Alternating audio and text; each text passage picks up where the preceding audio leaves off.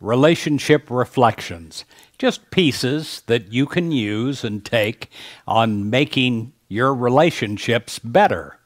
And we're in relationship with everyone, literally, coworkers, family members, our significant other. We are in a constant relationship.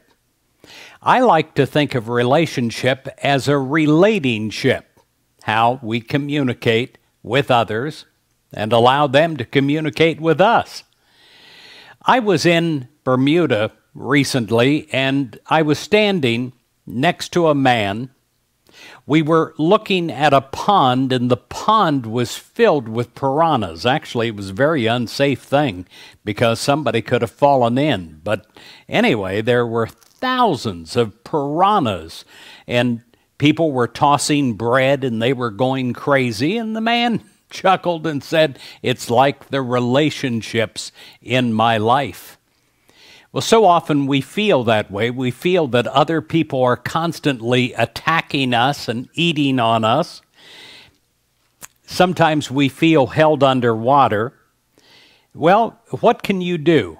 Well, you can move to a new pond, and if you do, would it be worth it? Or if you stay in your present pond, you can get rid of the piranha. But if you get rid of the piranha, think about this, both must be willing to change. So what are you going to do? How are you going to get along with people that are different from you? Have you heard about the Planned Survivor TV show? Here's the new concept. 6 men will be dropped on an island with 1 van and 4 kids each for 6 weeks. Each kid will play 2 sports and either takes music or dance lessons. There's no access to fast food for the entire time. Each man must take care of 4 kids, keep his assigned house clean, correct all homework, complete science projects, do laundry, etc. The men only have access to television when the kids are asleep and all the chores are done. And there is only 1 TV between them, and there is no remote control. The men must shave their legs and wear makeup daily. They must apply it themselves while either driving or making 4 lunches at the exact same time.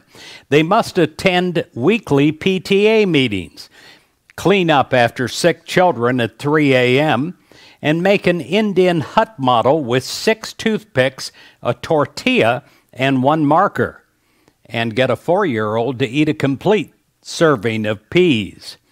The kids get to vote them off based on their performance, and the winner gets to go back to his job.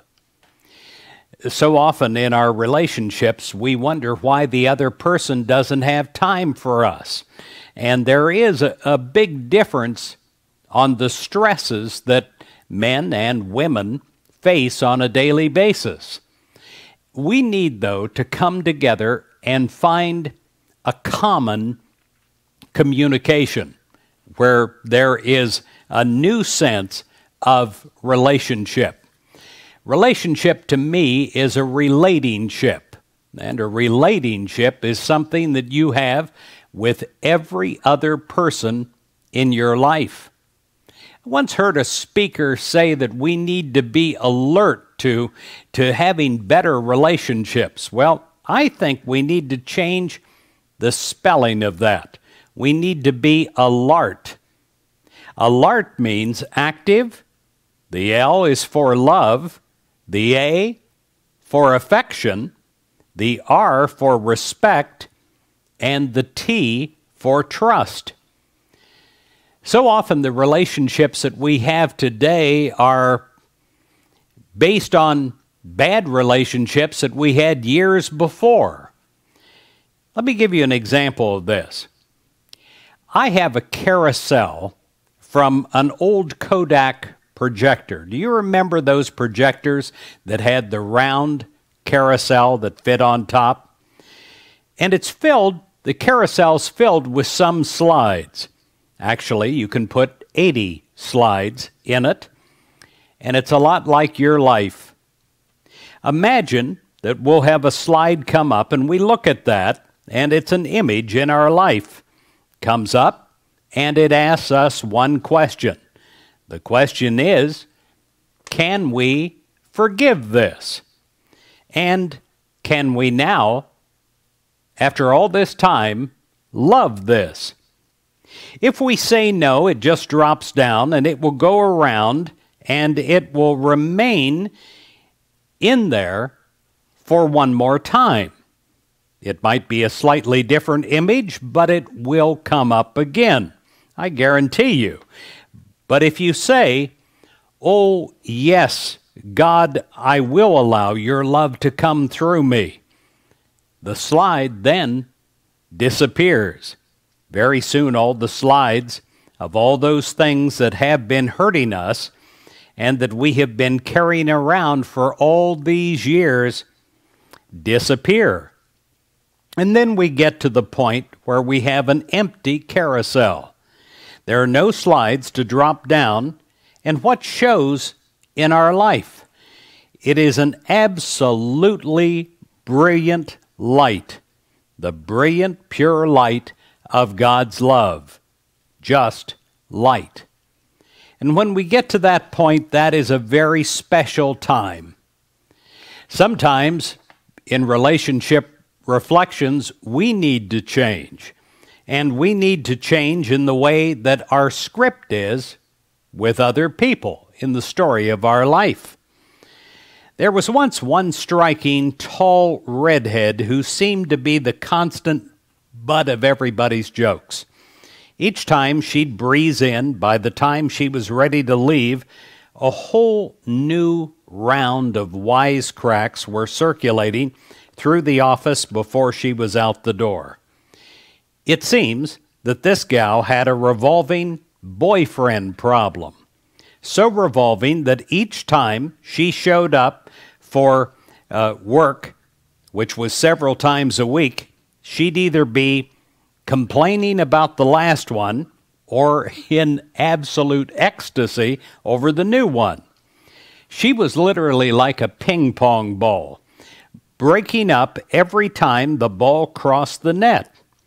She would complain, "That terrible, terrible man. He wouldn't return any of my calls. He's just like all the rest, so engrossed in his own petty world. He has no time for mine.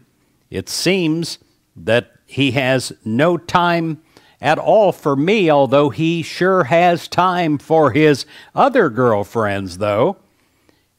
All she could do was blame, blame, blame, and also attract so many more clones, so fast that it became a standing corporate joke.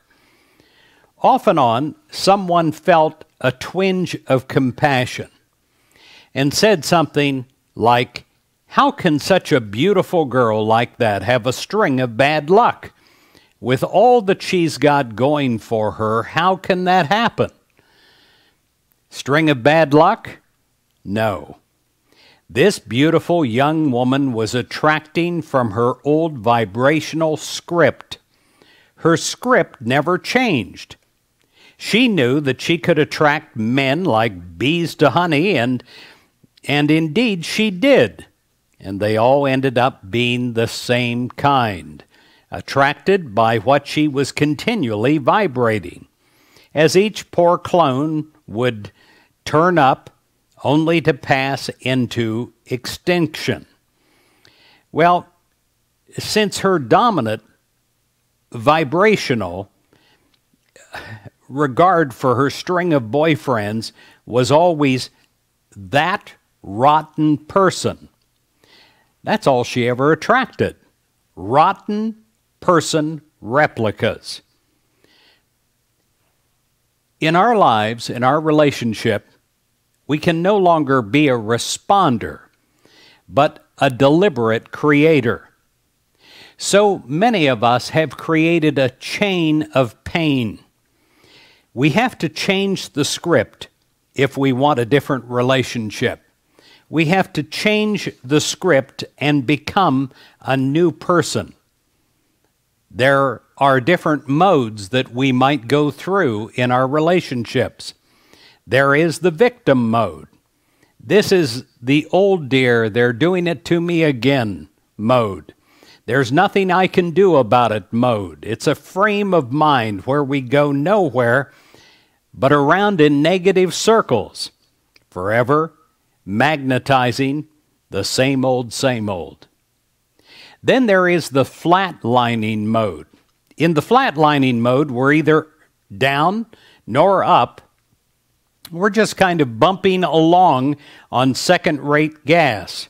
We're not flowing our energy to anything, and surely not attracting anything. In the flatlining mode, we're not only living the results of our own erratic flow of energy, but that of everybody else's. Like attracts like, remember? But it is very unpleasant. Then there is the turned on mode. Now you're up, you're on. Your high frequencies of love are no longer attracting the negative vibes of others. The victim mode, the flatlining, and the turned on mode will always find ourselves in one of those three. Our goal, of course, is to make the turned on mode our mode as often and as long as possible. Here are the 4 stages of spiritual growth that I would like to share with you. The first stage is the to me stage. Everything happens to me. I'm a victim. Poor little old me. I'm in my woe boat and I'm woeing around. Oh, everything happens to me, and poor me, I am a victim. The to me stage. Number 2, the second stage of spiritual growth is where we are growing up just a bit. It is the by me stage.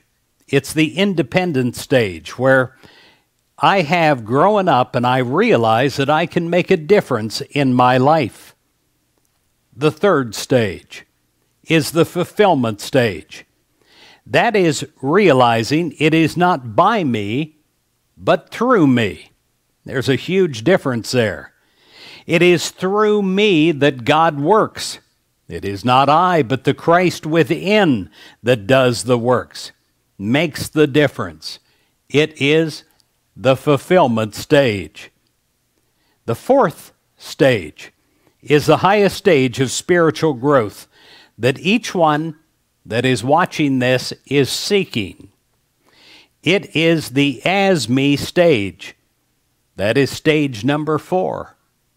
Jesus said, look at me. Look at God. God is love. I am love. This is not a one-time conversion. It is a day-to-day, moment-by-moment thinking, because each of us is just one thought away from victim consciousness. We must continually choose to walk the high road.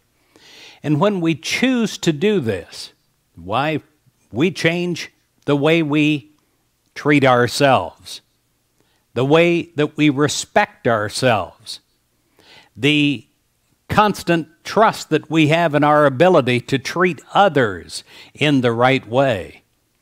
It is something that will stay with you, and it will be something that will last.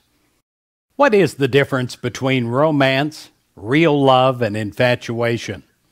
Well, romance can happen very, very quickly. Love often develops more slowly. It begins as friendship, and it grows into love as partners come to know and appreciate each other. Infatuation is different. It involves falling in love with your own creation. It is like falling in love with yourself. It is what you need or hope for the other person to be, rather than the reality of what the person really is. And romance has highs and lows. It's like riding a roller coaster of life. But real love is something that can only be nurtured over time, and it actually gets greater over time.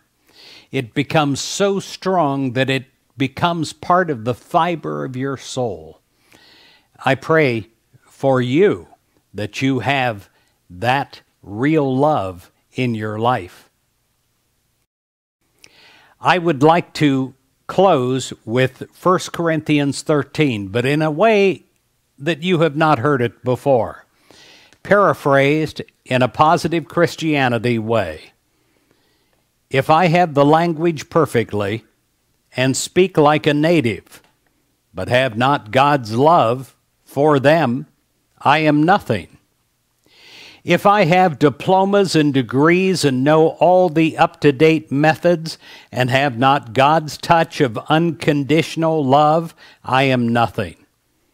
If I am able to argue successfully, quote the Bible, and argue against the religions of the people and make fools of them, and have not God's love, I am nothing. If I have all faith and great ideals and magnificent plans and have not God's love that serves and gives and always prays, I am nothing. I give my clothes and my money, and yet if I have not love for them, I am nothing.